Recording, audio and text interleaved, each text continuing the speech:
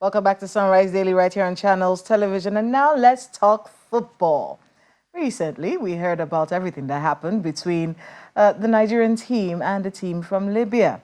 And all of the back and forth culminated in this fine that was given to the Libyan Federation, $50,000, and awarding Nigeria 3 points. And then, of course, we're looking at the AFCON qualifiers, that'll be coming up shortly. We still have to beat the team from Benin, and then, of course, we move on. But let's take a look at what has happened. The result of this particular fine that has been placed on the Libyan Federation and the points that are awarded to Nigeria as we continue the AFCON. Joining us right now, Mr. Ida Peterside, former Nigerian goalkeeper, joining us in Nigeria. I hear you're back. Good morning and welcome to the program. I'm Nigerian. I'm Nigerian. It's good to be back. Good to have you here with us. Let's start off with everything that happened. I'm tempted to go back. I'm seeing a statement from Nigerian goalkeeper. I think Nwabali said 50K for Eba. I think I just saw that online right now. But what do you make of this fine, this $50,000 fine, and the points awarded to us as we continue with AFCON? Well, I think we have to look at fair play. We don't want to build the Libyans because somebody's angry or somebody's bitter. It's just to send them a lesson, to say what you did was absolutely wrong. So that $50,000 is a lot of money. So that other countries can understand that. Sorry, my phone is moving forward. Other countries can understand that you don't do this. That it's unacceptable to do this to a national team. So the fine for me is appropriate. And the only thing I didn't like about the decision is that they should have been banned, say, 3 games, or for playing those 3 games in Libya. That's just the only thing I think would have been more. But the money has to be considerable. Let's give him some time to handle that phone call. Please sort out that phone. Sort out that phone that is ringing so we can focus on our conversation here. I mean, he's asking for more. Someone is seeing me on TV and calling you. So he's saying more, Nelta. He wants more punishment. But we hear that the Libyan Federation are they've hired a lawyer. They're going to be suing, I guess, to find some kind of way that they do not have to pay these penalties and fines. But you're asking for more. And you mentioned that this should be a lesson to other teams that you don't treat a national team like this. Talk to us about this game. There's always that back and forth, especially when countries have history, especially when countries have histories of, banter and fighting with each other, so to speak. It's a game, But you're saying there's a lesson that needs to be learned. Has it gone too far? Yes, it has. It has. They have a history of treating visiting teams very wrongly. They did that to Eyimba when Eyimba went to play against the Libyan side. They did that to Rivers United. In the case of Rivers United, it was worse. They left them at the airport for 24 hours. So they have this. People know that this is what they do when you come to play in Libya. So I think the CAF would have had or seen a lot of reports and complaints from a lot of countries and needed to teach them this lesson. And moreover, you don't do that. You don't do that. The story would have been different. We had about 60 people in that plane. The story would have been different if there was a clash. Or, they are in the Sahel where they have a lot of terrorism. If someone had come to terrorize the team or kidnap someone, it would have been terrible. So it was a good lesson, good decision by CAF. Libyans have protested, and I think there's no reason for them to protest. There's absolutely no reason. They didn't act very professional. They faltered in so many ways. CAF was lenient with them, in my opinion. Okay, so let's, while we're rejoicing, so to speak, because some will say, we should be rejoicing, getting the full 3 points and 3 goals at that gets Nigeria through to the next AFCON, even though there's one more game to go. But while we're rejoicing in this space of added points, added goals, should we really be rejoicing? Look at our play, our game and our build-up. Again, we see our World Cup qualifiers. Should we really be rejoicing? Well, I think there's been a lot of improvement since the World Cup came up. In the last 2 games we've played, yes, no team is a minor anymore in Africa. Look at how even the Libyas that will beat 1-0. You find out that the goalkeeper was man of the match. He made about 6-7 tremendous saves. We have improved from the last game we played when Finidi was in charge, till now. There's been a lot of improvement. We're settled. For me, football is qualified. Years ago, they would say, but I can't play well about win. Who cares how much well you played? Just win the games. It's the wins that give you the trophy. So I think we're in a good space, and we're building up to the Nations Cup. We've qualified. It relaxes every nerve that we can start planning for the AFCON. Okay, so let's look at that matter of we've qualified. We're building up to the AFCON, and indeed we're building up to other tournaments. And see, in the process of building, there is that school of thought that says we have individual players, but we don't have a team. Would this new move by the government of Nigeria to bring the Sports Commission to manage our sports, do you think it will help to build the kind of teams we need in the different sports, not just talking football now?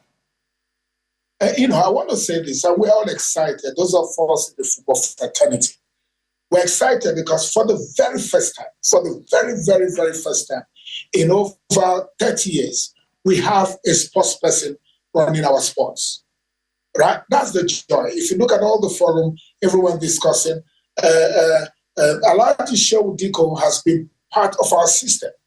He has been the Secretary General of the NFF. He's been he's been in the NFF for years, in different committees. He's even in FIFA, as one of the assessors. So he's been in the system for a very long time. He knows our pain.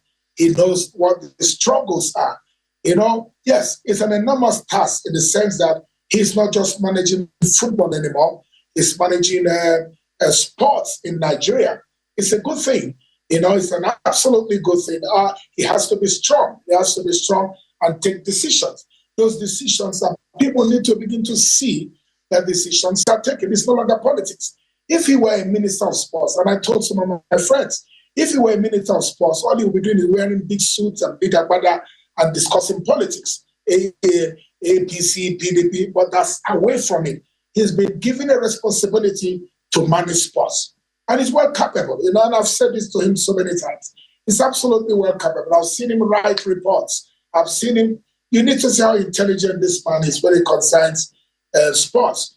It is the will to deliver that we're talking about. He needs to get people that love the game, love the sports around him and say, let's get this thing done. For me, he has to be given a contract. That's what I think. We don't want him to play politics. Give him a contract. 5 years, 6 years, 7 years. It's that matter of politics. Politics has been a bane, as some will say, the bane of Nigerian sports.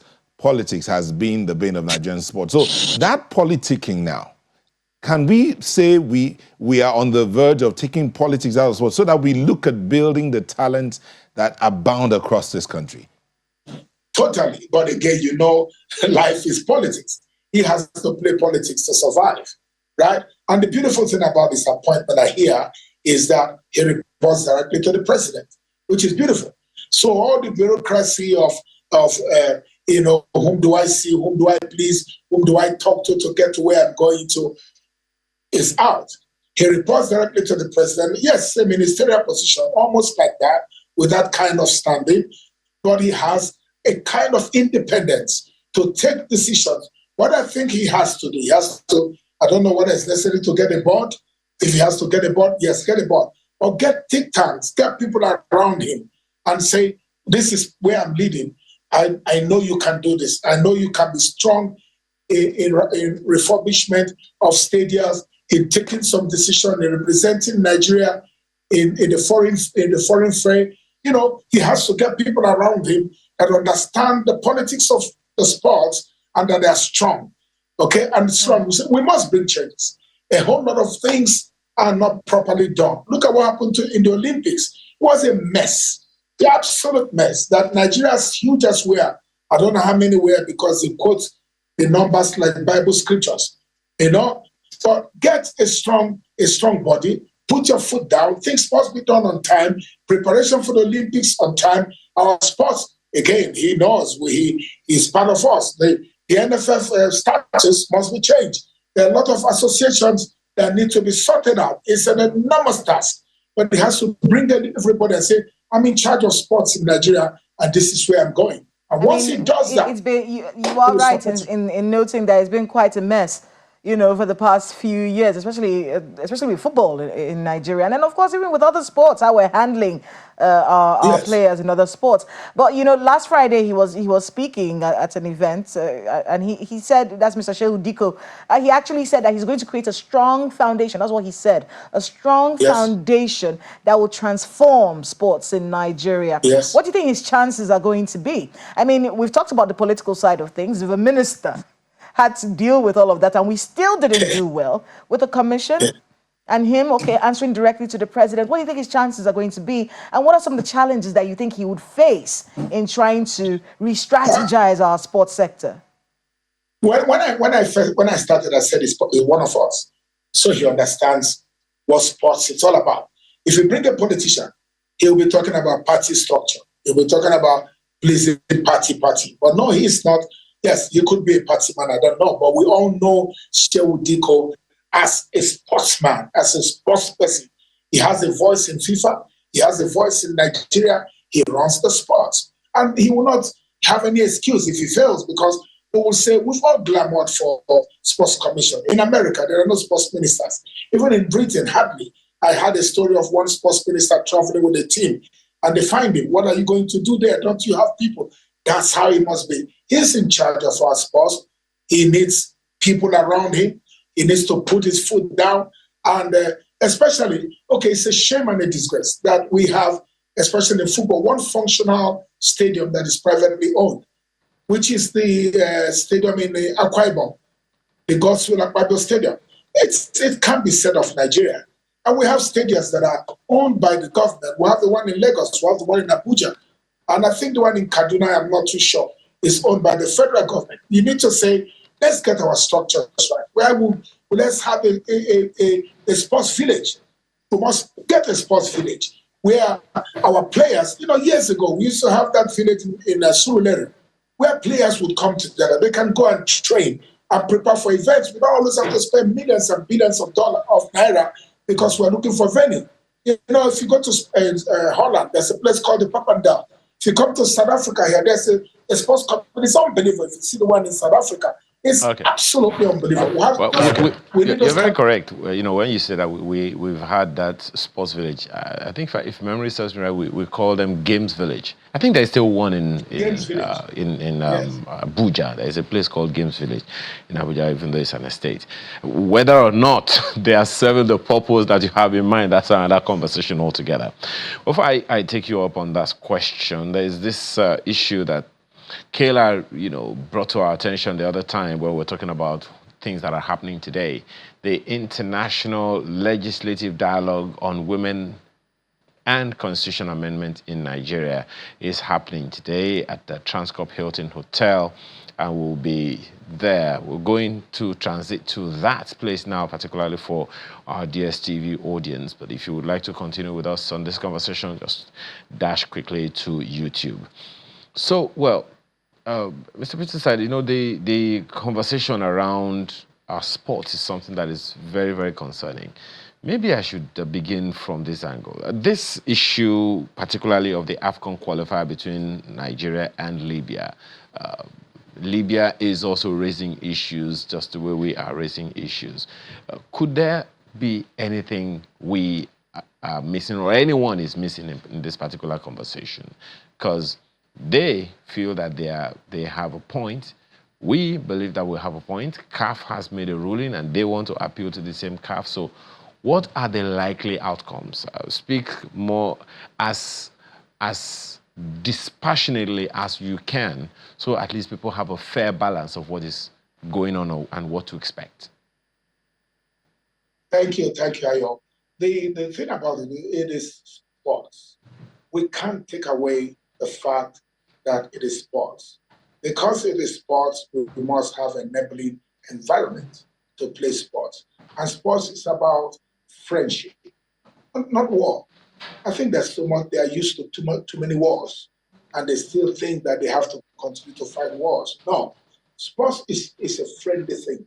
And it's not just for the Libyans. It has to be spread abroad, that people must understand that sports brings brothers together, brings Africa together, brings humans together. We must look at it from that point of view. So it's not just because of Nigeria and Libya. It has to be a yardstick. It has to be one measuring stick that say, treat the visitors right. Let's finish the game. You go back to your country. And I think that's what, so no matter how they protest, I think, yes, they're protesting because by losing 3 points, they're automatically out. So their intention was that if they had won the game against us, they would have had 4 points. But it's not all about points. No, it's about lives and how you treat others.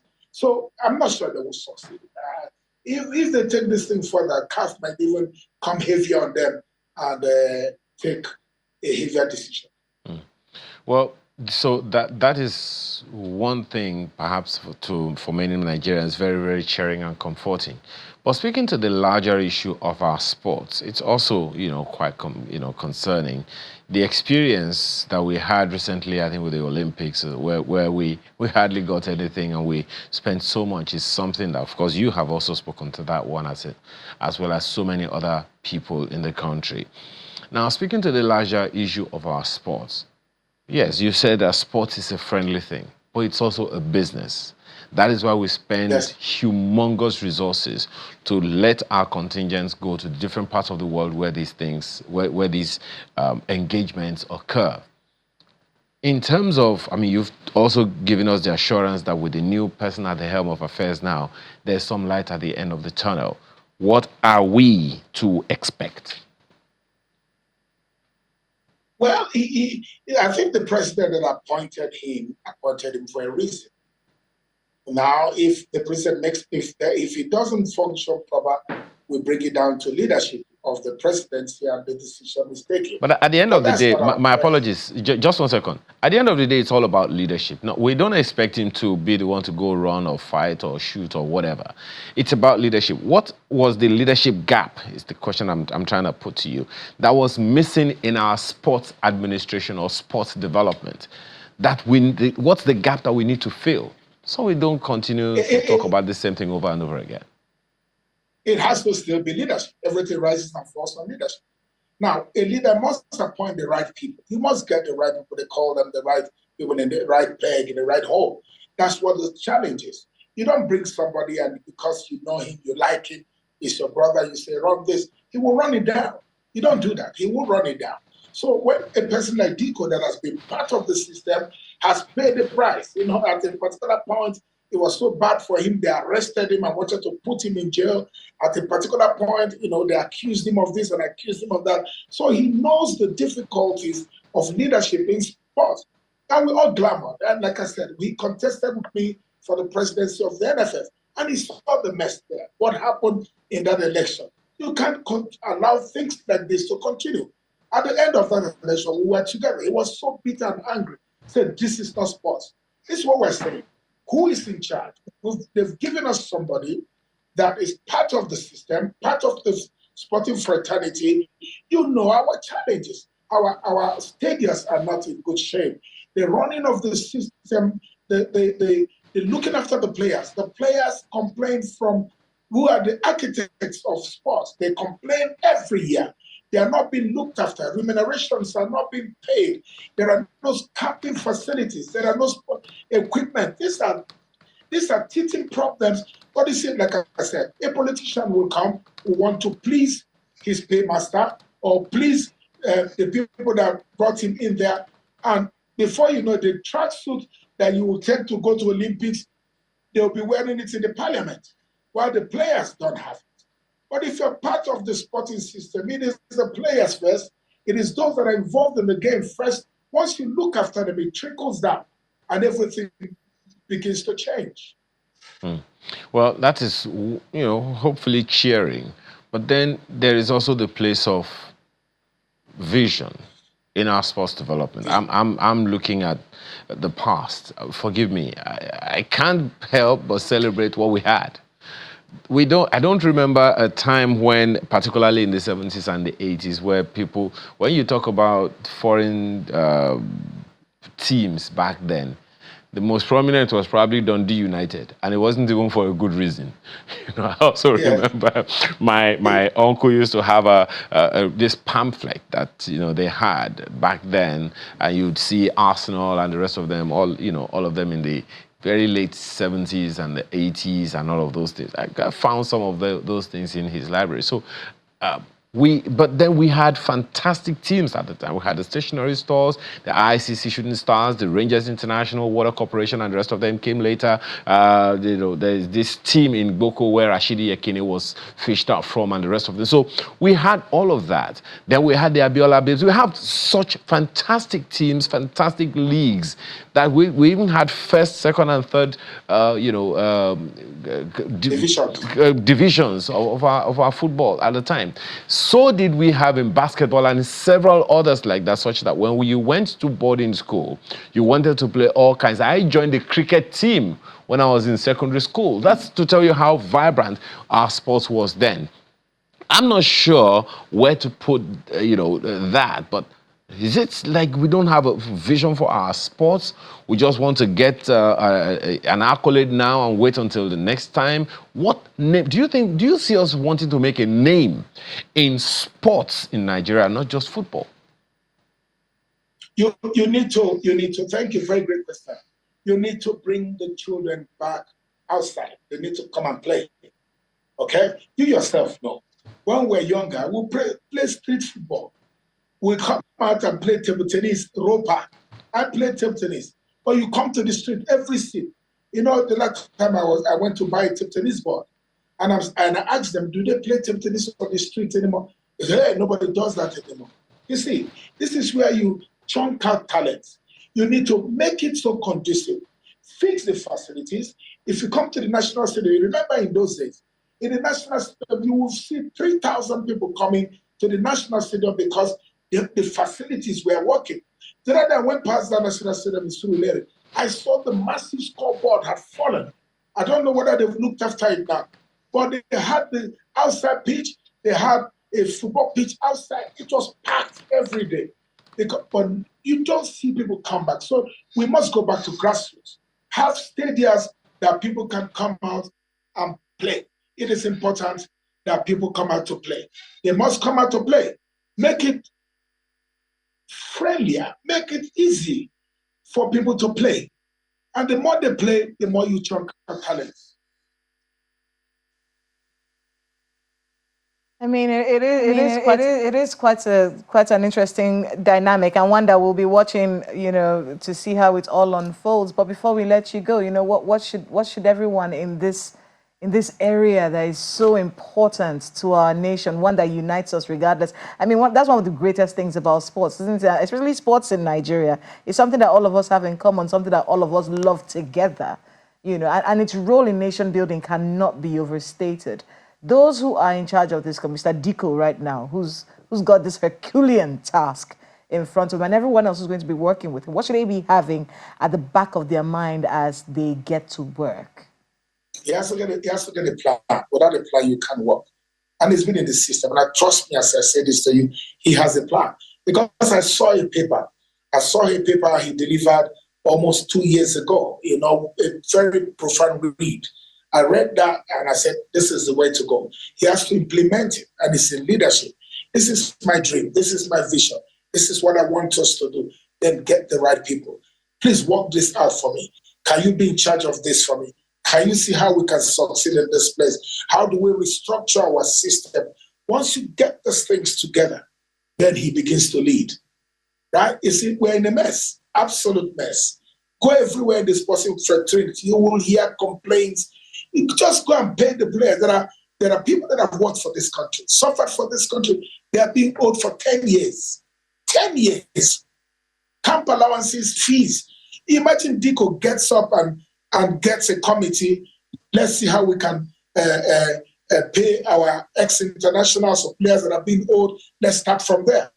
People will scream to the heavens and say, this is the man we're looking for. We need to see. He has to do something that people will see that this man means business. All right. Well, thank you very much, Mr. Ida Peter Side there, former Super Eagles goalkeeper, for being with us on the program. And I'm looking forward to having you in the studio. I'm tired of talking to you on Zoom. I hear the tickets are expensive now. I'll be there. I'll be there one day. I'll be there. Thanks again. Thank you so much. All right. Well, we have quite a Thank number of you. messages. Well, we have 2 messages here. Good. I'm going to start off. Okay. So let's take this one from Green Lord at Olu4083. He says, I wish you know, he's going back to that story in Osun State. He says, I wish you know how notorious Osun police are. They are rude, he says, and untrained, especially those ones on jackets without proper uniform. The ones with uniforms are well trained with good approach. So this is something he's saying happens quite a bit. Oh, well, that's a note to the police authorities to look into the attitudes and mannerisms of some of their officers and men. But this other one's from Professor Monoka Enakena. He says, government must be sincere in reassessing its fiscal and monetary policies and programs, its implementations and implications on the social political ecosystem, and importantly, the impact it has on the lives of ordinary folks. For example, are we actually paying subsidy? Are we going to implement policies that peculiar to Nigeria's economic growth and development space? That's a lineup of questions from Mr. Professor Enakena. Yeah. Oh, well, and I'm sure Ayo has a comment or 2. Personal comments there, of course, but I want to say thank you so much for letting us be a part of your morning. And in whatever you do, please do know this. You have your own role to play in all of this. That space where you are, what are you doing about it? Thank you for watching. I'm Neota Egbe. Think Nigeria first. Nigeria first. Let's see how we can make things better. Have a great week ahead. I'm Kayla Magwa. As for my comments on all, I will keep them until next time. I'm Aya Makinde. Have a beautiful day.